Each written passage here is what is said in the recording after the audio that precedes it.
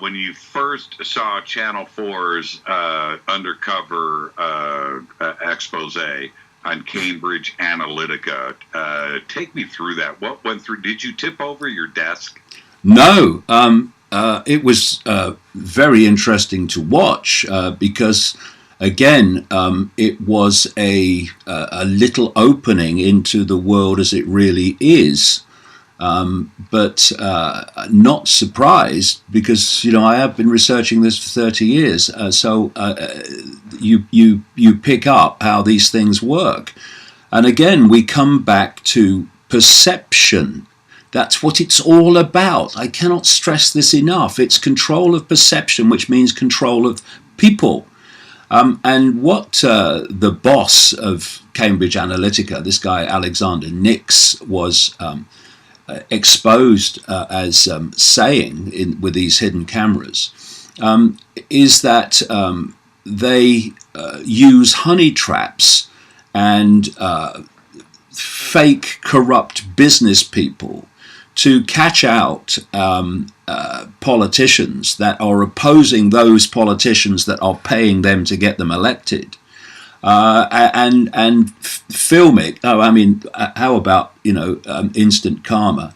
He was caught on hidden cameras, and they use hidden cameras to record what happens, and then put it out to news outlets or put it on the internet to discredit the targets. And this is what is happening. I do have to cringe when I hear the American government and the British government in their unbelievable hypocrisy, and the EU countries talking about Russia and how Russia are manipulating elections and stuff like that. They don't produce any evidence of it, but of course the fact is that all of these countries try to influence happenings in other countries, but some do it to an extraordinary degree. And ironically, who are they?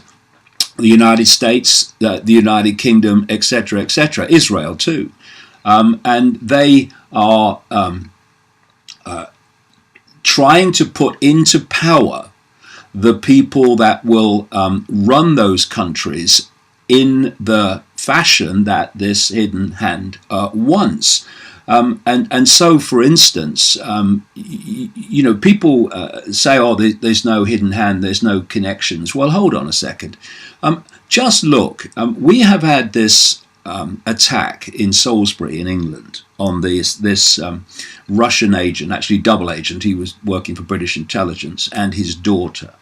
And they come out and they say, it's the Russians. And I'm no apologist for Russia. I have questions for everybody. But if we're going to be proper journalists, then surely we are going to deal with facts and we're going to deal with evidence.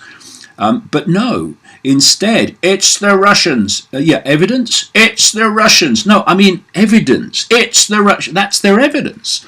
And as a result of that, not only do we have expulsions of Russian diplomats from Britain, but in sympathy with Britain, you have this now continued by all these countries, not least the United States, which is upping the ante on this demonization of Russia, because, as I've been saying now for a long, long time, decades, they want a war with Russia. So they want a war with China and a war with Iran, and they want a third world war.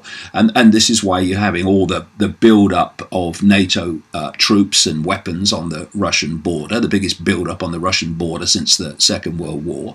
And it's why you're having this demonization. As I said on the internet the other day, Vladimir Putin must be a genius because he's responsible for everything, it seems, because it's a scam. But here you have a situation where all these countries are expelling diplomats. Countries like Australia are talking about possibly pulling out of the World Cup in Russia in a few weeks' time, on the basis of no evidence. And if you go back to the Nazi propaganda techniques, one of them was keep repeating the lie for long enough, and people will accept it to be the truth. We're happening now. And so you had Macron, President Emmanuel Macron in France, immediately after the attack, coming out and saying, basically, we'd like the evidence. We need more evidence. And in next to no time, he's coming out and saying, oh, actually, we're going to expel diplomats because someone's had a word in his shell-like and said, excuse me, what do you need with more evidence? Get on with it. And we've got an opposition leader in Britain called Jeremy Corbyn of the opposition Labour Party.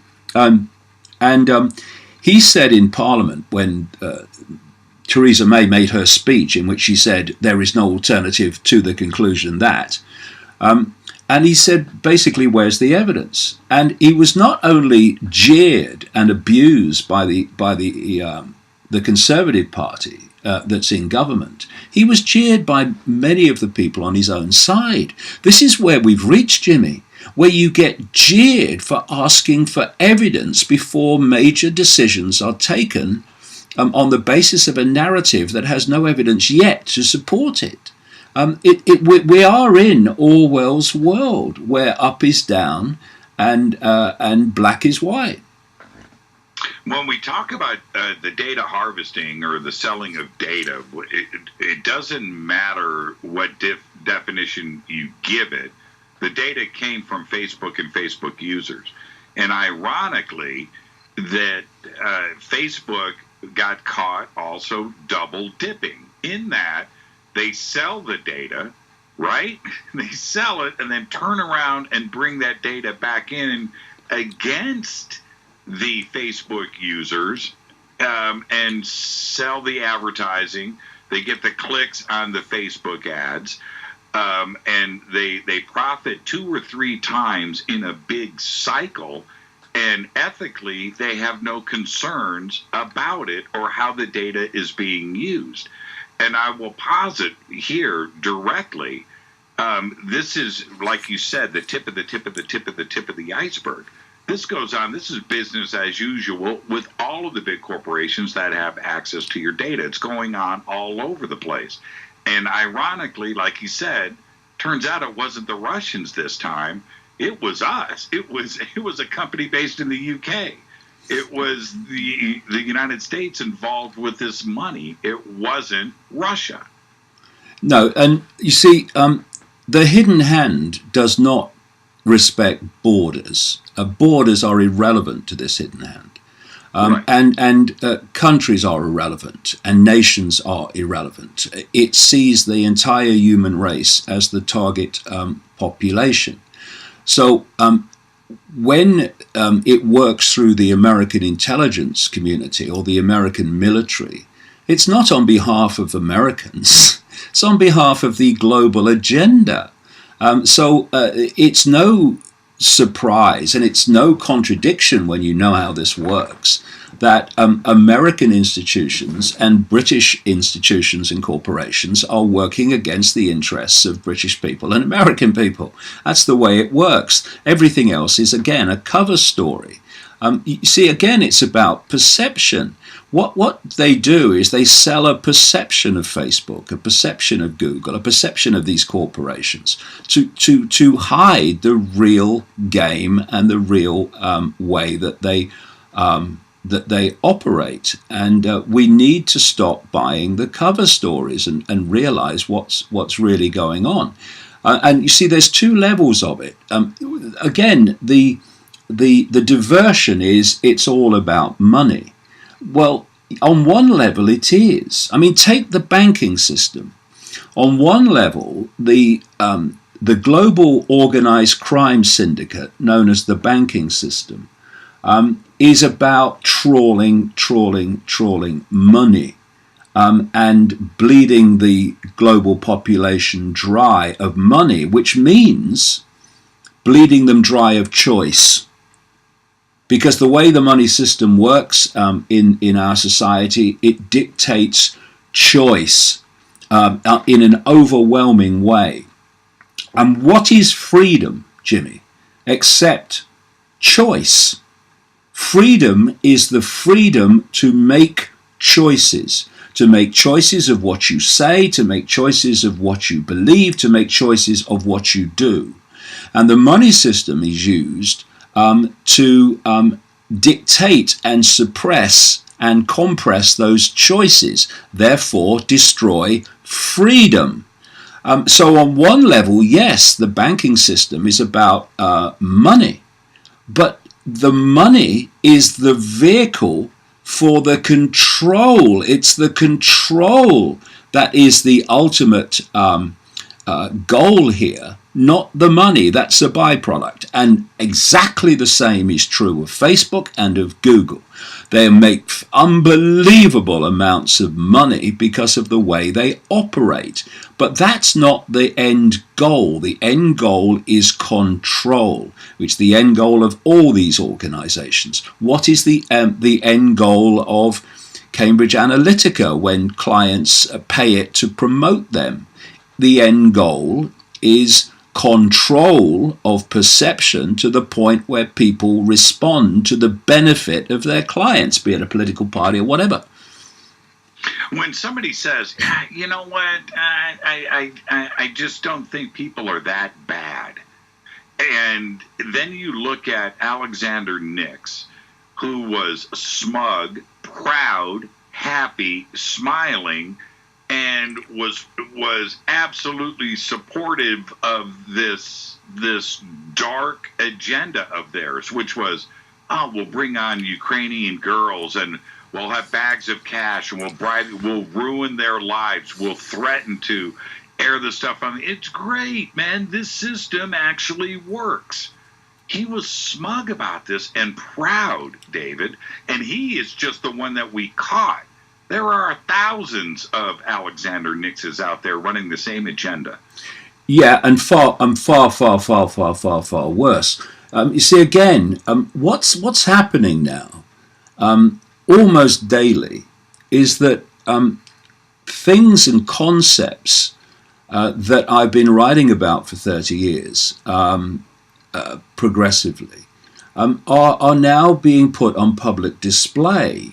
As the veil lifts in many ways. Well, the veil lifts on one level, and they think they've reached the point of control where they don't care if you know anyway. But I've been talking for years and years and years that these people that are behind global events are psychopaths. And you know, people think psychopaths are like serial killers, and on one level they are. And of course, what greater serial killer can you have than to order the bombing of the innocent from the sky right across the Middle East? I mean, you know, do you think they're not psychopaths who do that? Think they're not psychopaths who destroy whole cities of people and have thousands of dead bodies of men, women and children lying all over the place, rotting in the sun? Do you want to think that it doesn't take a psychopathic mentality to do that? Both those that order it and those who do it. Come on. Anyway, this psychopathic mentality is not just about serial killers. They're the ones that get in the papers. If you look at the hair test, as it's called, of psychopathic personalities, i.e. the character traits that you can tick off to dictate if you're looking at a psychopath or not, right at the top is a lack of empathy. And if you lack empathy, you lack the fail-safe mechanism of human behavior, which is the ability to put yourself in the feelings and the consequences of those you affect. Once you delete empathy, and therefore you have no emotional consequence whatsoever for anything you do, all limits are gone. There are no limits. There are no empathetic barriers or borders to your behavior. And that's what we see in people like Nix, who are quite happy, you're absolutely right, to destroy lives for his own benefit and the benefit of his clients. And that's the mentality, and a thousandfold times that of Nix, that is running governments, running the military, running Silicon Valley, running the banking system, running the mainstream media. I mean, hello, people. The world is not like you thought it was. You've just been given a hoax version of reality. This is the real world as it really is that we're talking about here. When you say these things, and you've been saying it and writing about it for so long, do you feel good about stepping back and just saying out loud, "This is what I've been on about. This is it right here. Look at Cambridge. This is what I'm talking about," and that proof finally comes to light? Are you okay with that, or do you have to let the knowledge filter out to the public on its own? No, I don't feel good about that. You see, people look at my work now and my books over these decades, and they say, "My God, what you said was coming is happening." And I don't then push my head back and say, "Oh, thank you. Yes, I'm so proud of how I predicted this." No. What is the whole point of my life? It is to alert people to what the agenda is, so the agenda doesn't happen. The idea is not to be proved right, it's to be proved wrong by people in awareness of what the game really is and how it works, intervening in that game. And so it gives me no pleasure. I wonder if out in the great beyond, George Orwell gets great pleasure and pride in the fact that his book in 1948 predicted so much that's happening now. I doubt it. The idea is to stop it happening, and that's why I get up in the morning and go to bed at night, and in between I work to uncover and communicate this information, because people have to know what's going on. Otherwise, what's going on will reach its conclusion. But we have to go beyond just knowing. We might have reached the point now where people are standing on the other side of the street pointing across and saying, "Oh yeah, look, I know what's coming next. They're going to do this next. See, I told you." So what's the point of knowledge? You see, we have this phrase, knowledge is power. It's not. The use of knowledge is power. When you have knowledge but you don't use it, you might as well not have the knowledge in the first place. We've got to start impacting on this and making it the priority in our lives, particularly if people have children and grandchildren, because this is the world. I mean, if they think it's bad now, well, what kind of world are they going to live in? So this is what drives me. And I get no pleasure whatsoever in seeing what was in my books years ago actually now happening. No pleasure whatsoever. The idea is to make it not happen. That's the point. Do you think the MPs and Parliament are going to do anything about this? I know your answer is probably directly no, but you do have the British people over there that this has happened in their own backyard. And it's very public. Is this an opportunity for a wake-up call? Well, it's a wake-up call, and has been a wake-up call for a great number of people who have realized what is happening to their data. And a lot of people are deleting Facebook as a result. But there's a number of things that come out of the question, Jimmy. One of them was something that Margaret Thatcher, the Prime Minister of Britain, of course, in the 1980s, a technique that she used to use. She used to say, her phrase was tough it out. If you tough it out, if you're in a situation where something's come out and you're now in a vulnerable position because what you didn't want to come out has come out, she said, if you tough it out, in other words, if you just don't change or basically defend yourself, then something pretty soon will come along and will take over the headlines exposing what you don't want exposed with something else. and people's attention will move to the something else, and the exposure of you will start fading into the memory. And what you're going to hear in terms of Facebook is you're going to hear a lot of, oh, we're sorry, and it's the usual thing. We've got new systems in place now, and we've got new systems coming. It won't happen again. In other words, nothing to see here. Move along, please, and we'll go on business as usual. And then down the line, something else will come out to show that that it's all changed was a load of absolute nonsense. And on the other side, you've got politicians.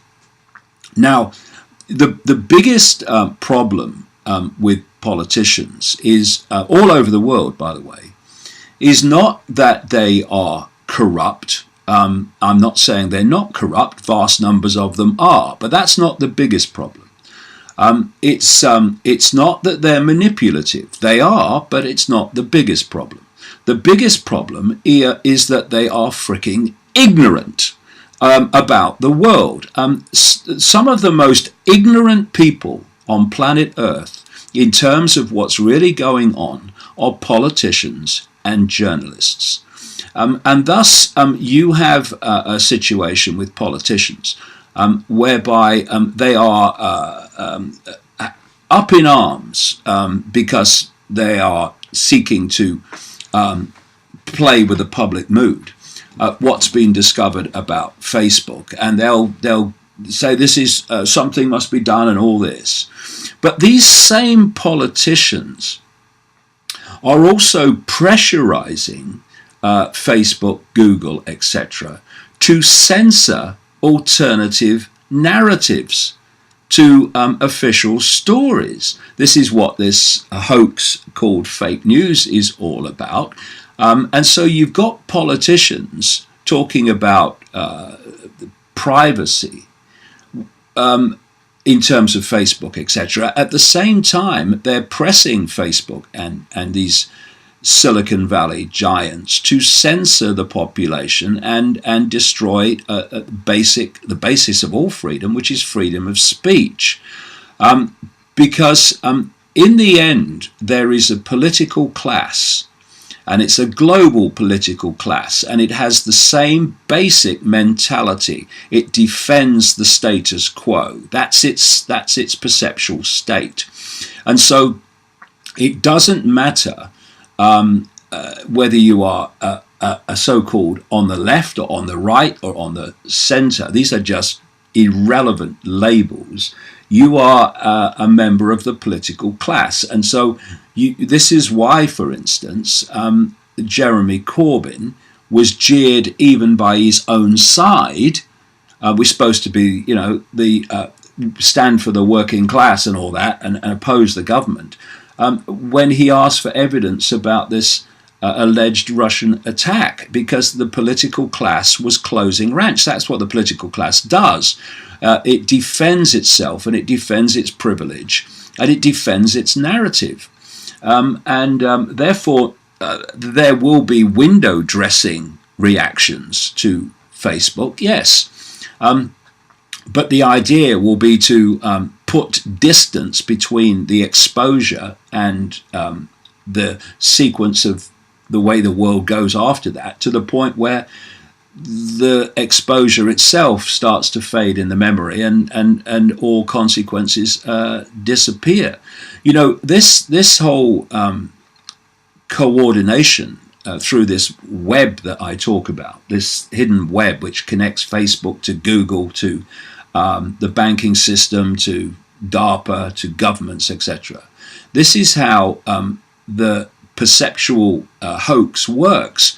For instance, you had a situation where a British newspaper published a story that advertisements on YouTube of major corporations excuse me, were being played on videos called extremist, like extremist Islamic videos, etc.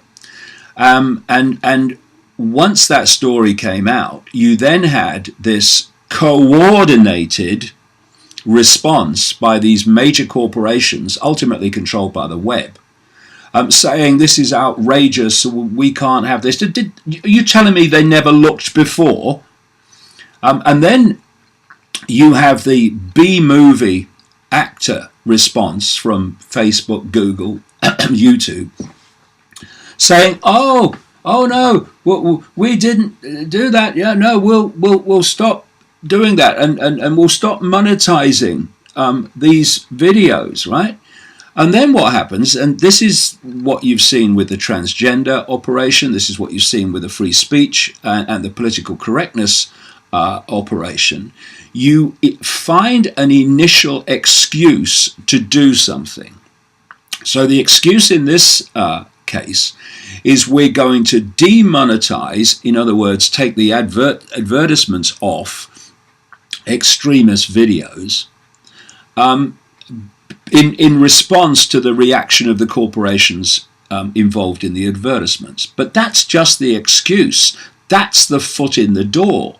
What you then do is you start expanding, in this case very rapidly, the criteria for what you call extremism and the interpretation of what you call extremism, to the point where you demonetize videos for virtually the entirety of the alternative media, which is not promoting extremism. How more extreme can you get the system as it is?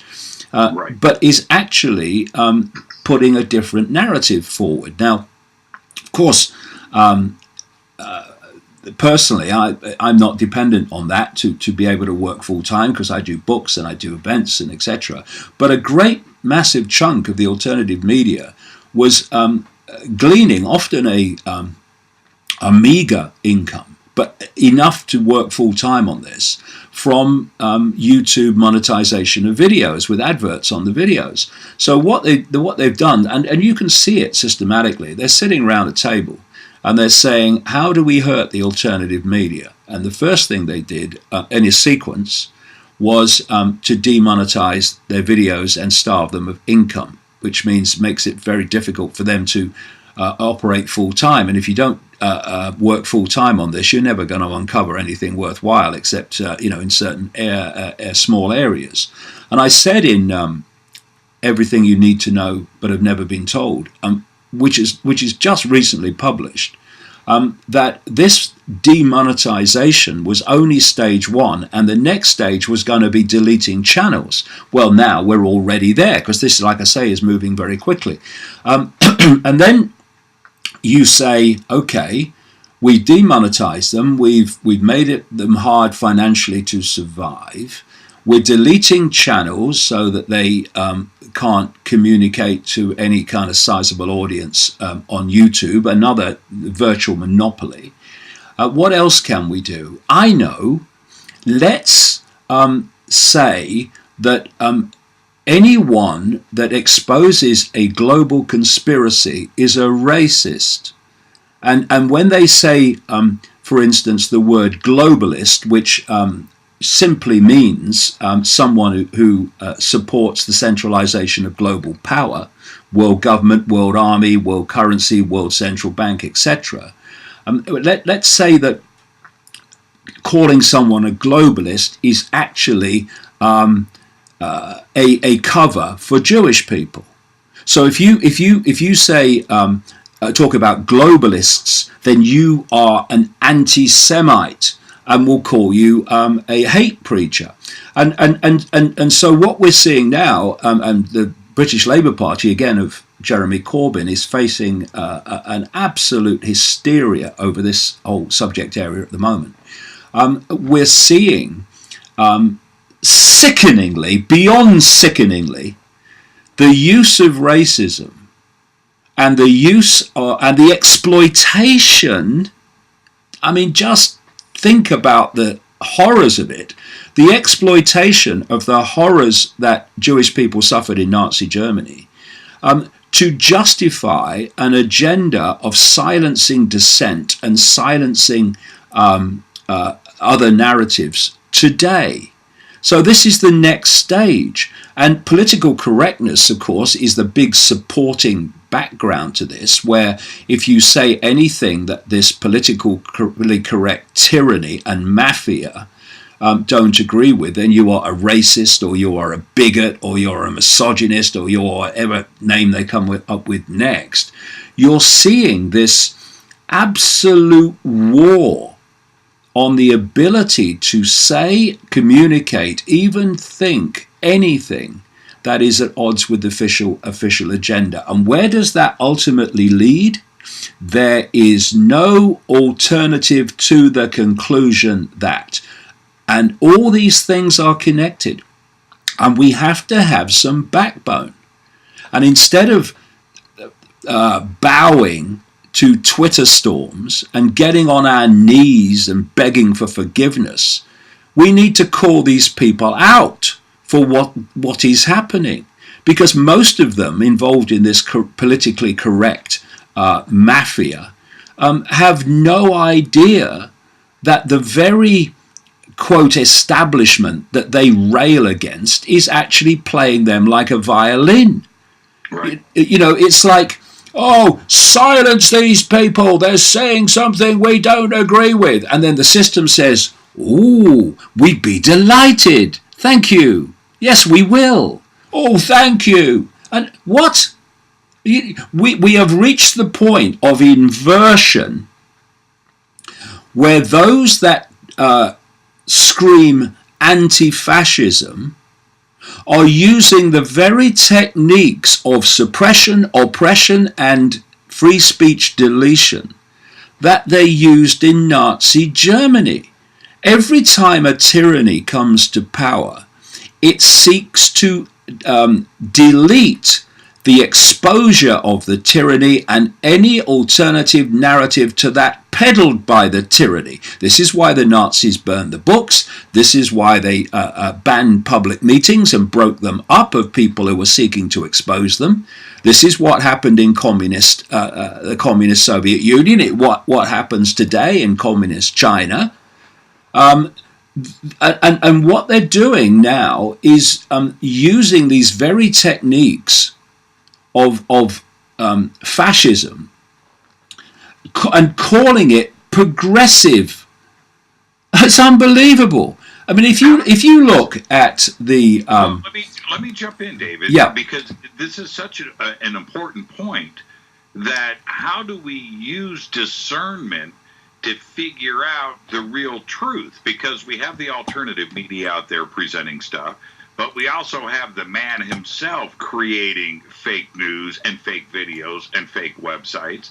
And now we're kind of stuck and our heads are on a swivel, right? We talk about Orwell in 1984.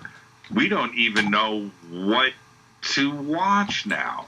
How do we use a level of discernment to pick out what is the actual truth? Well, there's a number of things. Number one, get informed. Get informed of how the game is played.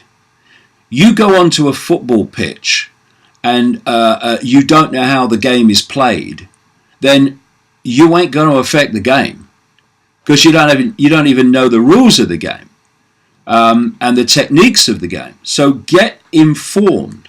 There's another massive telltale red flashing